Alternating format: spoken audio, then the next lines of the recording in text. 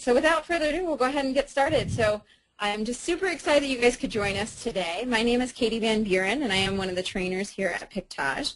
And I can't wait to introduce our speaker to you. You're all in for a great lesson in SEO today. Craig Cochran, if you haven't met him before, he is a fan favorite over here at Pictage. He is Pictage's Senior Director of Marketing. And Craig has a degree in economics from Harvard University and an MBA from USC, and he's been focusing on online marketing since 2004. So he's a pretty smart cookie. And prior to Pictage, Craig advised clients in various arenas about SEO while working at the search agency in Santa Monica. And he's also served as an in-house SEO for several other internet companies. So all of that fluff aside, he's a great guy, and we're so lucky to have him here at Pictage. So without further ado, I'd like to introduce you to Craig. You guys should all see Craig now at the bottom of the screen. Can you hear me too?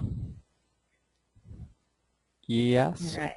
Excellent. Yep, looks good. And one correction, I actually went to Harvard Community College in Poughkeepsie, New York. No, I'm just kidding. I did go to Harvard. So let's get started. I'm glad you could join us. I've been working at Pictage for about 1.5 years, and one of the things I've noticed since I've been here is there's a lot of SEO learning to be done, to put it diplomatically. So I'm glad you guys could join, and I love talking about this stuff. And in my previous job, as Katie mentioned, I used to get pretty in-depth with SEO. I used to be an SEO architect, advising a bunch of clients for an agency in Santa Monica. So today I wanted to just cover the basic groundwork of SEO, about relevance and importance. And we have a lot of other SEO webinars scheduled. I'll show you at the end what they are. They get a little bit more advanced, and they cover different topics like images, SEOing images, and Google Place pages. So let's get started. I guess I can't advance my slide if you, okay, we'll just do it that way. Okay, what SEO is not, let's just start with that. SEO is not a must-do for everyone. I don't want anyone to come out of this webinar feeling overwhelmed, like these are all things that they have to do. A lot of companies, a lot of small businesses and photographers don't rely on SEO, and they're doing just fine. But I still think it's great for everyone to understand the basics. If you're going to have a website, you should at least understand if you're making mistakes that you didn't intend to make, or you know, how it works. Basically, everyone should kind of have that baseline knowledge. SEO is not quick and easy. If you think of a trick for SEO to make it easier, someone else has already thought of it, and Google and Bing have already kind of nullified that trick. So don't think of it as a quick and easy solution, or something that involves a lot of trickery. So let's go into Google first before I talk about, actually let's do this. Let's go into what SEO is. So Google and Bing aim to understand two things about every page on the web: what it's about and how authoritative is it. If you cover those two bases, you'll do very well. You'll get to the front page. There's really no mystery about that. So it's the practice of sending the clearest and strongest signals from each page on your website about what you're doing and what the page is talking about and how important the page is. A little side note in the corner, when I say Google, I mean Google and Bing. They're so similar that if you optimize yourself for Google, you have Bing covered. Only when you get into super advanced SEO do you worry about the nuances. So before we get into these signals about authority and relevance, let's look at what Google shows you in the search results. So this is a search for San Diego wedding photos, and there are 3 sections here. There's an image block, which I won't discuss on this webinar, but there will be one coming up. There's place pages, same thing, another webinar for another day. And then these are the basic results that we're all used to seeing. And I'll kind of dissect that in a few slides. There's also such a thing as a blend. This is the basic result again. There's such a thing as a blended result. This is a combination. This is coming from this photographer's website, and this is coming from their place page. And Google has matched it together and is showing them together. And both of these things can influence where you show up. So today we're just going to focus on the factors that influence your basic result. Just a little lingo term, SERP is a search engine result page. And so some of you may not be familiar with how Google, thanks for that comment, Mark, how Google crawls the web. So they send out spiders that crawl the web, and then they report. Yeah. I was going to say, you just sounded further away. All right. I would either turn up the volume a little bit if you can. Yeah. Okay, cool. How's this? Sounds Any better? good. Okay, cool. Yep. Okay, so Google and Bing send out spiders that scour the web, every page on the internet. It's quite a task. And they save a copy of each page called the cache, which you can actually see. I'll show you that in a few slides. Google and Bing then apply their algorithms, and they use algorithms to figure out what this page is talking about and how important is the page. So great SEO gives Google and Bing something to work with. It makes your site kind of an open book. There should be no mystery about what you are, who you are, what you're talking about to the search engines.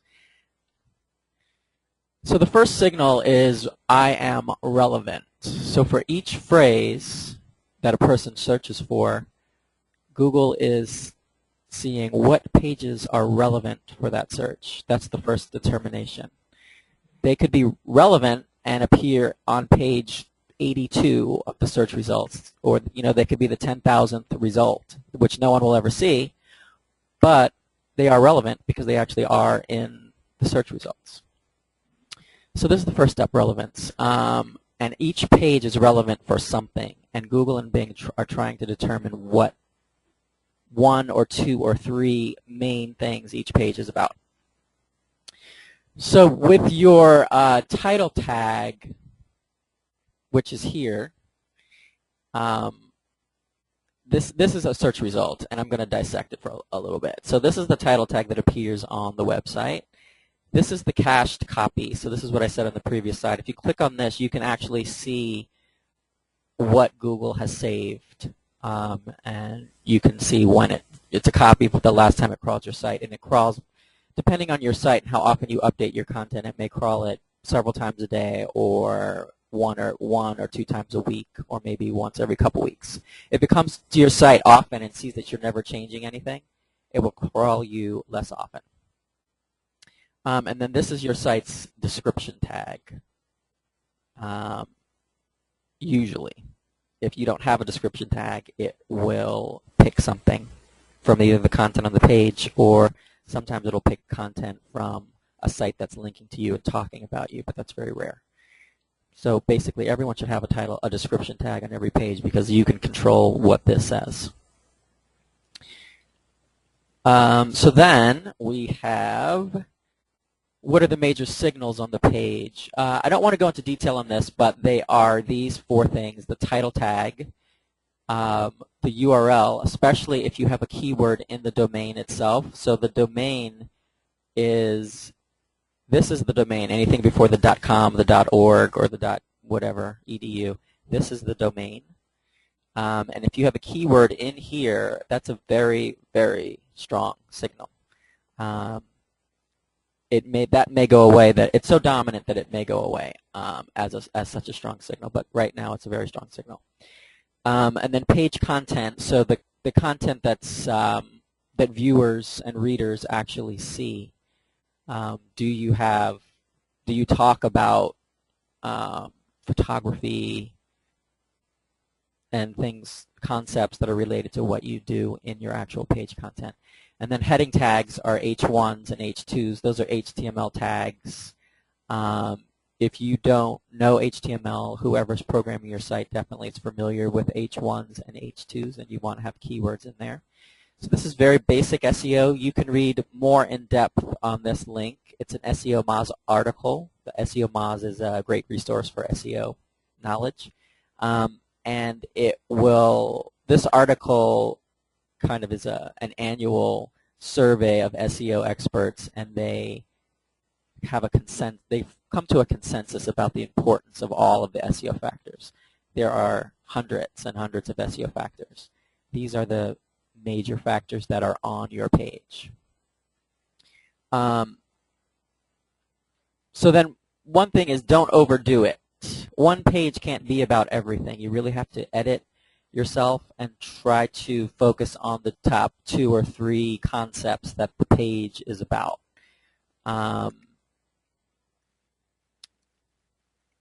And I'm actually going to take a second and pick on Stephen Knuth because I like to do that. And here's Stephen's site, and here is his title tag. I'm picking on Stephen because he actually does really well at SEO, and he is, I think he's number 2 for Jacksonville wedding photographer. And I've been talking to Stephen a lot about some of the things that he can do to the site to improve it. So the title tag he has here, if you can see, I can't move my mouse because it will disappear, but it's basically right below my mouse. It's very long. So this is telling Google that this site is about a lot of different things, or actually this page is about a lot of different things. So Stephen could actually edit this down to Jacksonville wedding photographers, which is a great signal for this page, and remove the redundancy because it's mentioned a couple times in here, and I've talked. There's some other things he can do to rank for the other terms in this title tag, like creating a different page and focusing that page on those phrases. So all of that just to say that a page can't be about too many things, and to focus it. And then one other note about this meta description tag. There's an importance to this, and this actually, beyond SEO. This is what users will read in Google, and so this is your moment to be persuasive and get them to click on your link versus the others that are appearing above and below it. So think of this as your time to be interesting and persuasive. That has nothing to do with how you will rank. It's just more about click-through. You want people to actually click on your ranking. Really high for something is no good if people just don't click on you. So this is more about giving each page a focus. As an example, this photographer has done that. He's created a page that is focused on family portraits. It's very precise. The search engines like to give you a result that is exactly what you were looking for, and that we want that. And if they see that a page has something that's a little more targeted toward a search phrase, they're more likely to choose that page in the rankings, as opposed to this page, which is his home page, which is about many things: weddings, family, seniors. So it's sort of about the search phrase, but it's about a lot of other things too. So focusing is important. So second major part of SEO is, other than being relevant, is how important are you, how authoritative are you. None of the factors we talked about give any signal about your importance or your authority. They kind of lay the groundwork, but to rise up the rankings, you need to demonstrate that you're authoritative. And you do that through off-page SEO, which is also known as link building. Sorry. So you garner links from other sites to your site. That's what tells Google that you're authoritative. And if the site that's linking to you is authoritative, that authority rubs off on you. It's kind of like a popularity contest. People have compared it to voting. Each link to your page is like a vote for your page. That's what Google invented, and that's pretty much the cornerstone of why it became the best search engine back, in the late 90s, early 2000s. That's how Google emerged as #1, because of this concept of linking. Bing now uses it. And for those of you who don't know, Bing is Yahoo. Yahoo gave up on search, and it relies on Bing's algorithm So when you're actually searching in yahoo.com, you're using you're getting Bing's search results. So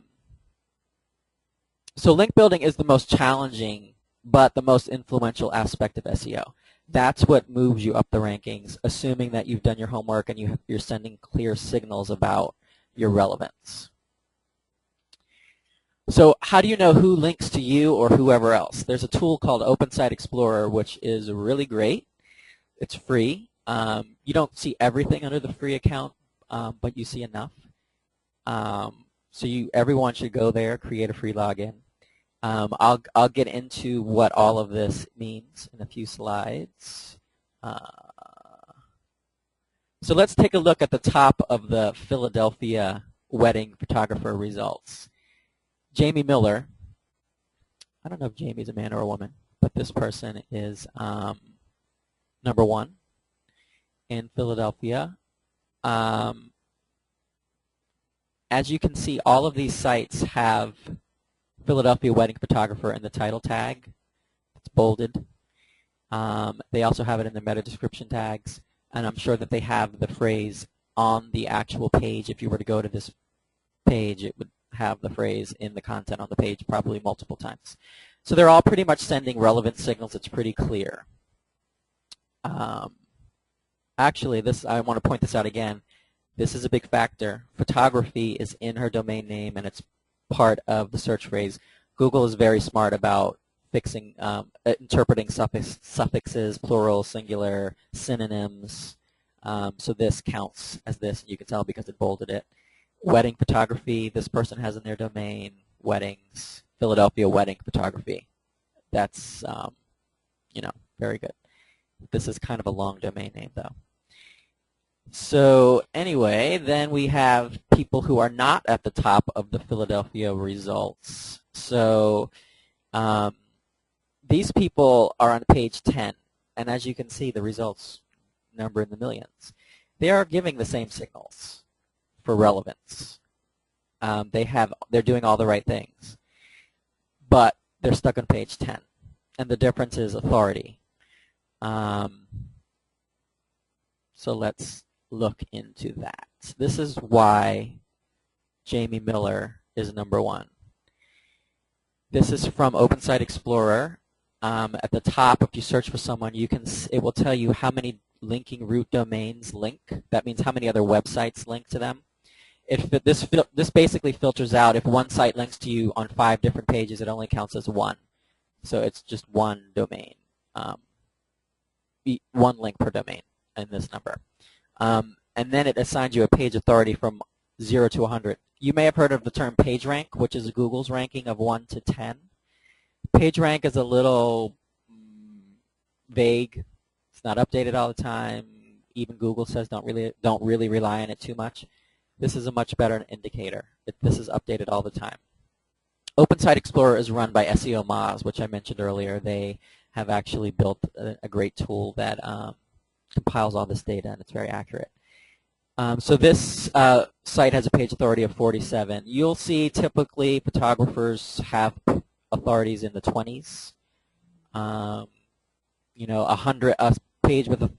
site with a page authority of 100 might be Yahoo.com, Google.com, maybe Wikipedia. 47 is very good. And then this person was in position 101. They were on the 10th page, and as you can see, they have 1 link from one other site, and the page has an authority of 22.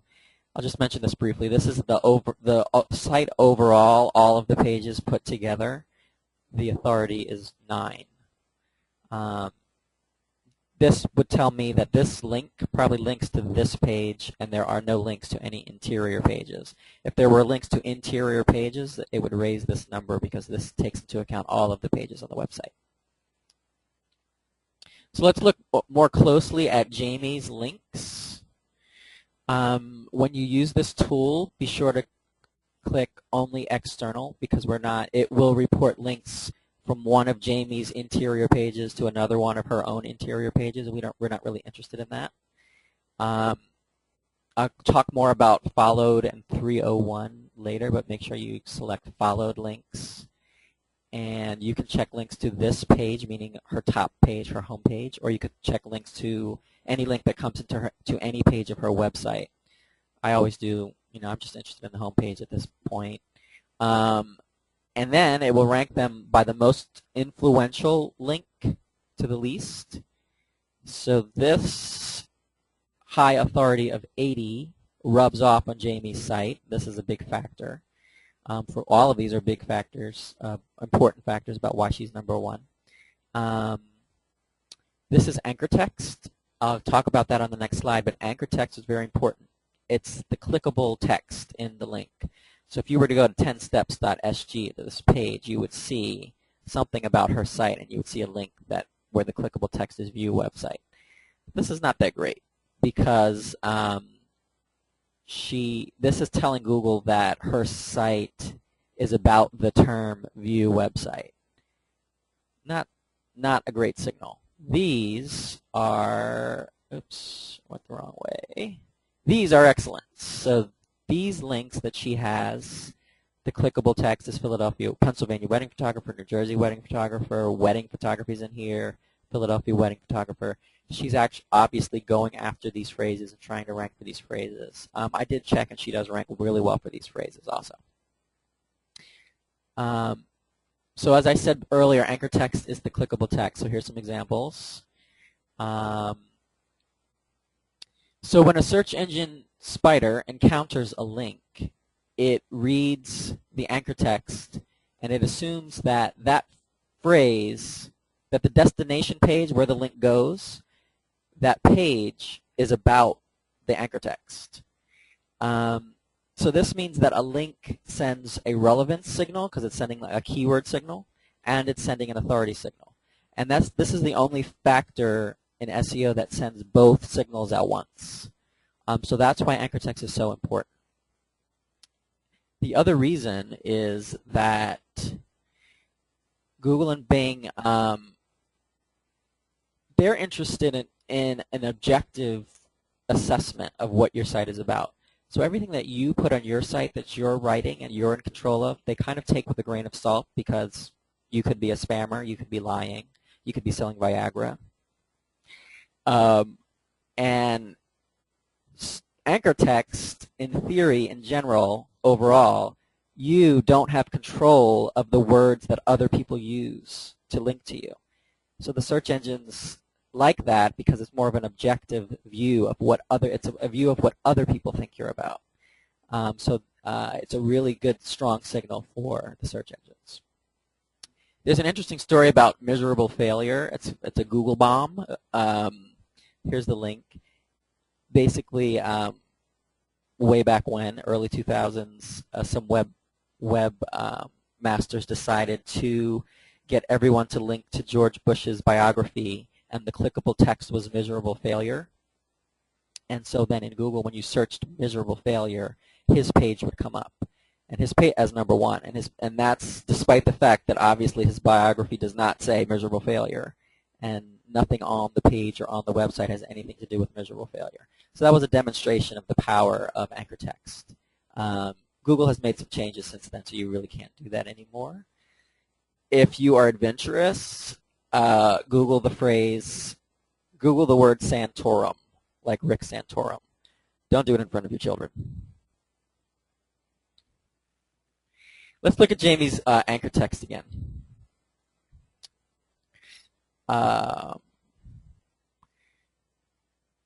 All of these links point to her homepage. They don't point to any of her internal pages. It's mostly because she has a Flash website. And when you have a Flash site, it makes it difficult, almost impossible, to have interior pages that are sending strong signals. And we'll do another webinar on Flash websites and how tricky they can be for SEO. You'll see at the end of this presentation, we'll show you the calendar for the webinars. So how did she get this great anchor text here and here and here? I just pulled up this page to see exactly what this link looks like. And it is here. So if I were to search for Philadelphia.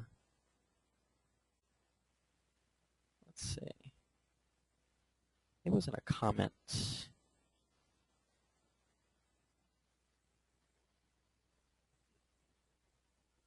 Down here. Here, oh, Pennsylvania. This is her link. If you can see on the bottom of my screen in the left corner, it says Jamie Miller Photography. If I clicked on this, I would go to her website. So this is a blog comment, and this particular blog lets you type in whatever you want for your name, and she chose to put anchor text in here.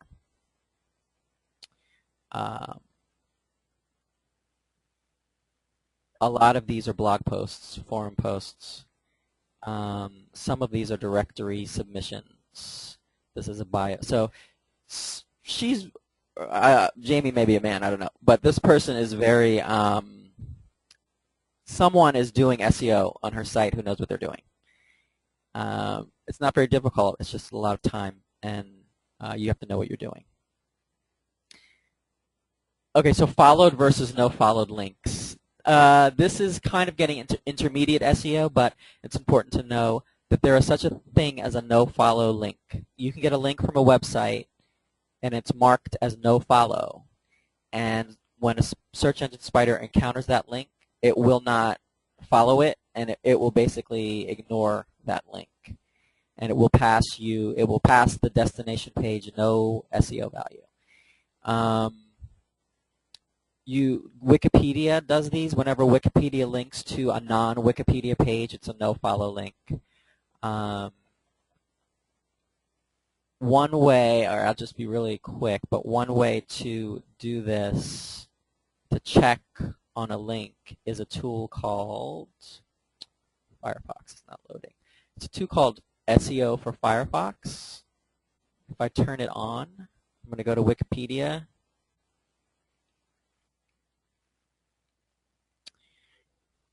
You can download this, just search SEO for Firefox in Google, and you'll be able to download it. It's free. Of course, Firefox is not responding. What this tool does, it will highlight in red any link that is not a no-follow link.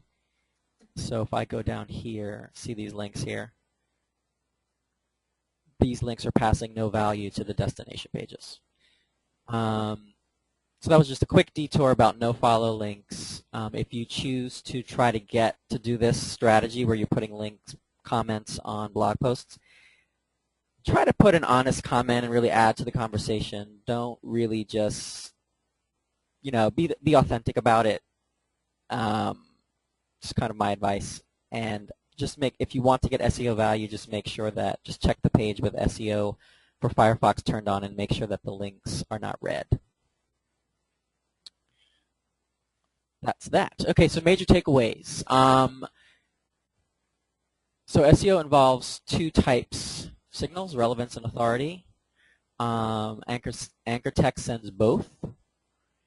And basically the key to success is keyword-rich anchor text from authoritative sites. That's tricky. You have to figure out how to get them. Use Open Site Explorer to see how you're doing. You can see who links to you today, right now. You can see who's linking to other people in your area. You can also see, who's linked. Go and check sites that are not in your local area. Just do a search in some other city, like a competitive city like New York, Los Angeles, Chicago. See who's linking to the top people on those sites and see what strategies they've used to get links, and see if you can think of something similar to do for yourself. One thing that I want to mention is that not all markets for photography websites are competitive. They're in smaller towns and cities, not even towns, smaller cities or mid-level cities, photographers have not optimized their sites for SEO, especially for link. They have not done any link building. So it's kind of an opportunity for all of you guys on this call, because if you know these simple things that you can do, you only need a handful of links with really good anchor text, and you can be on the front page of Google. If you're in a city that's competitive, like New York or LA or San Francisco, you might have to do a little bit more. But it's really, you guys are lucky because you're in a space that's not that competitive. A lot of you are.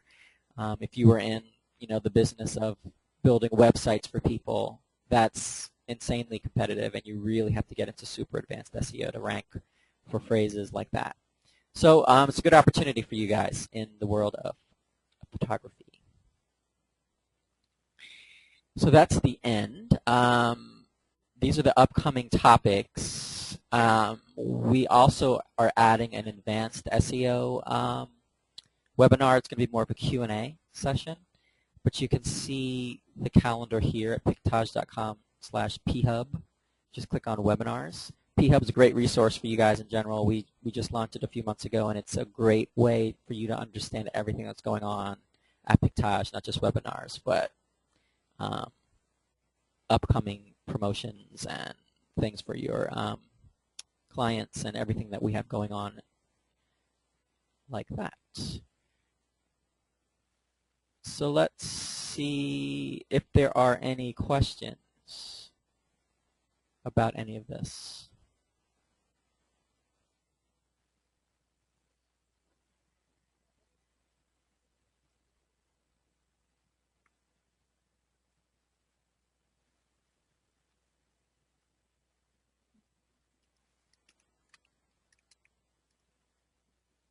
Katie, do you see any questions? I don't see any questions. So if anybody does, and I thought some people are probably typing. Here they come. Oh my God. I was thinking they're probably typing, and they are. So you can see them come through now. Okay. So paying someone to do optimization, is that necessary? It's only necessary if you want, a couple questions, if you want SEO to be part of your marketing strategy for your business. This depends on how important that is in your strategy. A lot of photographers do word of mouth only. A lot of photographers go to bridal shows and build their business that way and then get referrals. It just depends on what you want to do and how important it is for you. If you decide that it is, you can do these simple things, but of course there's only so many hours in the day. So if you choose to have someone do it for you, it can work. But you just make sure that you know the basics so that you know that what they're doing is going to pay off for you. If they go out and get you links that are not followed, but then come back and tell you, I got you all these links, you have to be able to say they don't count. That's not any good. If they get you a bunch of links and all of the anchor text is click here, that's not any good. So you need to know a little bit about SEO to make sure that they're doing what they're supposed to do. But it can work. I bet that Jamie Miller did pay someone to do all that stuff. It looks like the work of someone who really knows what they're doing. Okay, so the next question is, let's see. This webinar is recorded, and links from Facebook, no follow. So Google can't really access a lot of the stuff within Facebook. So that's a good question, because when Google sends out spiders, as soon as they reach a page that requires a login and a password, they can't go any further. So, for example, all of Pictage Portal and all of the Pictage forums are never crawled, and they're invisible to Google. So any links in there won't have any SEO impact because Google doesn't even know that those pages exist. They can't access them. So then, let's see. Oh, organic SEO versus AdWords. Okay, so those are two totally different things. This is all about organic SEO. And you don't have to pay to do any of this stuff. You can pay someone to do it for you, but if you do it yourself, you don't have to pay anything. AdWords is quite a different story. It's a very you have to be careful with AdWords. It's very advanced, and you can easily lose a lot of money if you are not measuring whether or not it's working. You have to know about Google Analytics. You have to know about your conversion rates. You have to know if all the money you're spending in AdWords is getting you all of that money plus some in bookings or not. And so measuring that is very in-depth. So unless you really study up on AdWords and really dig deep into AdWords, I wouldn't start it. Just, one day just get up and start AdWords. You shouldn't do that. So Wikipedia links do not work for authority, correct? They don't send any authority to you at all.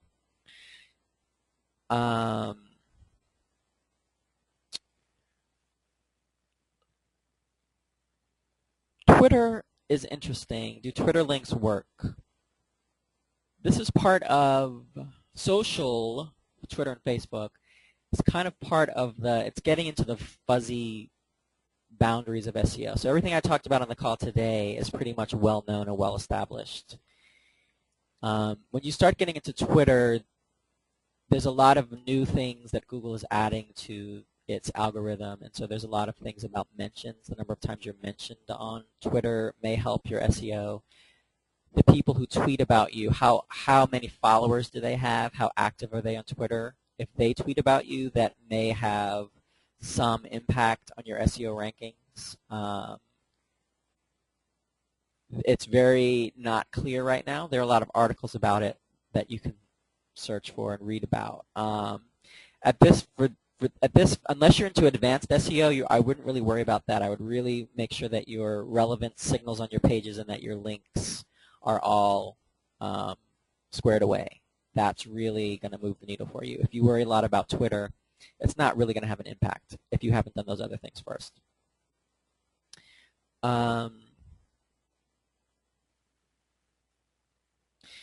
Someone asked about the difference between organic links, so the Google's regular search results and the AdWords results. Just a few quick things. People are known to it's known that people click on the natural results on the Google's page much, much more often than they click on the paid results on the side or on the top. In Facebook, it's a little different because Facebook ads have a lot of interesting things that Google doesn't have. They have things like 5 of your friends clicked on this link under the ad, and you can place an ad where it's shown only to the people who've liked your page or people who've indicated that they have an interest in certain phrases that you select. So that's not really search. It's more of a display. They display an ad, and they're displaying it only to people who fit certain criteria that you set up. So Facebook advertising isn't really search. It's more it's a display strategy. And you can experiment with Facebook, and it's not as dangerous as AdWords. Like, you can experiment and you can see what's working and what's not more quickly and more easily. So that might be a good way to start if you want to start doing paid stuff. You might want to start with Facebook ads first, and then once you get really good at it, delve into AdWords.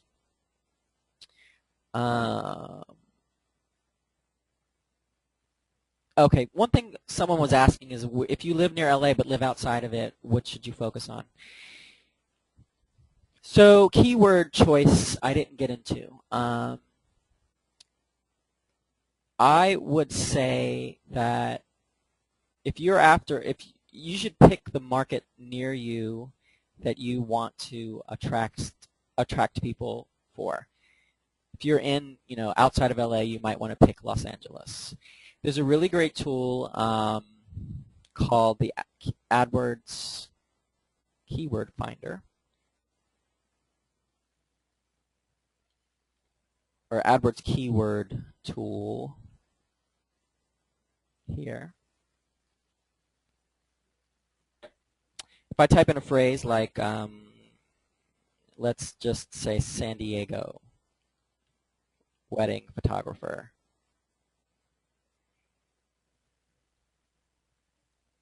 I will have to type in these phrases, this word.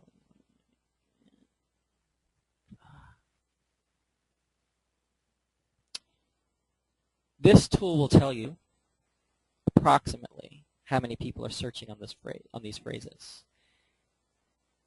So about 12,000 people a month search on wedding photographer San Diego. And then there's variations, and you can see the general volume.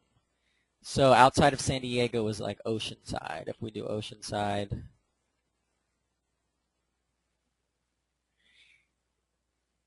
there's nothing. So this is a good tool to gauge exactly how many people are searching for the phrase that you're thinking about optimizing yourself for. You can search all kinds of things in here. Portrait photography, obviously you can search any phrase you want. These numbers, though, take them with a grain of salt.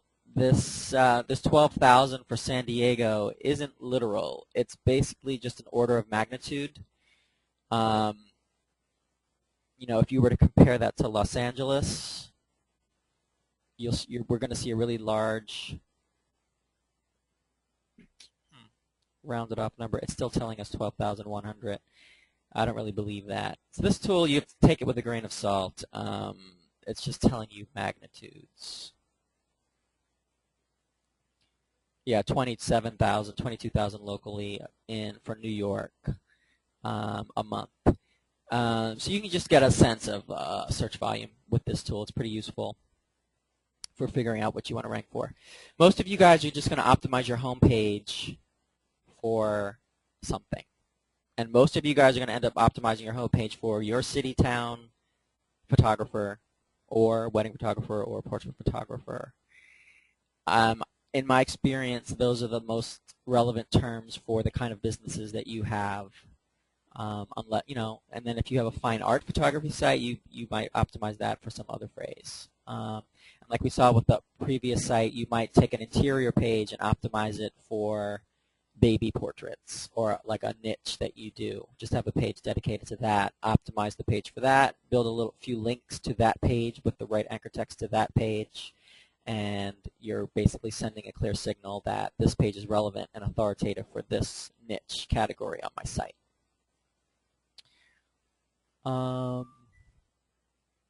Someone asked, how do you add keywords into your website?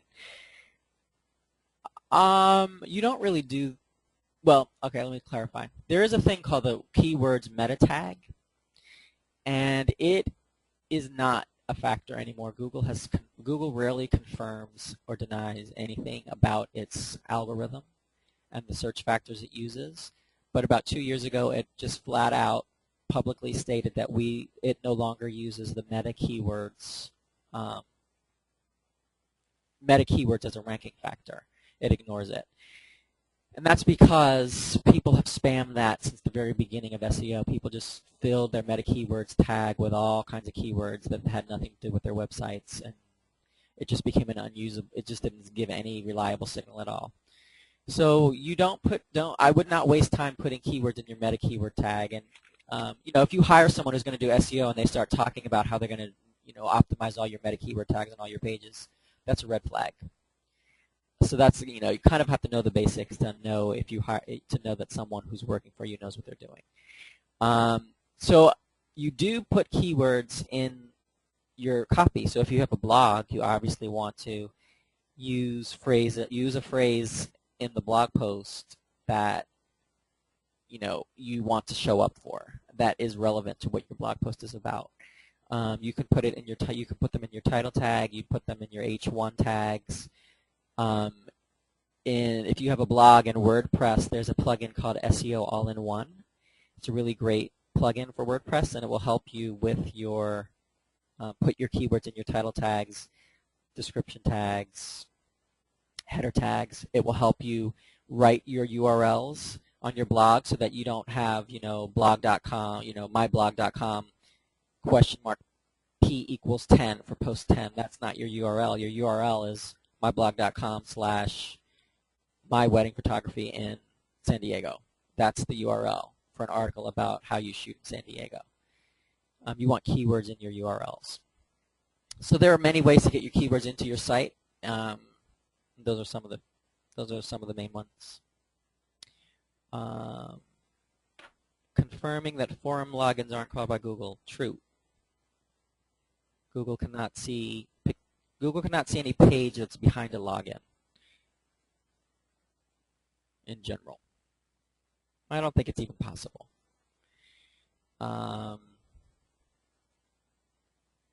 Does Google read alt tags or EXIF data embedded in digital images? Okay, so for images, I'll just talk briefly because we're going to do another webinar about it. The important thing about images is to have words, to have words above, below the image that talk about what's in the image. It's called surrounding text. Google likes to rely on the surrounding text to figure out what an image is about. The other thing is to name the image. Don't have image files that are like 12369.jpg. Have an image file that's called Bride near church in San Diego .jpg. Have a file name that actually has keywords in it. Google relies on that a lot to understand what an image is about. And when you do that, you know, bride on a lake near San Diego, make sure that you have that phrase in the words above and below the image. I think my webcam froze. Can you guys still hear me?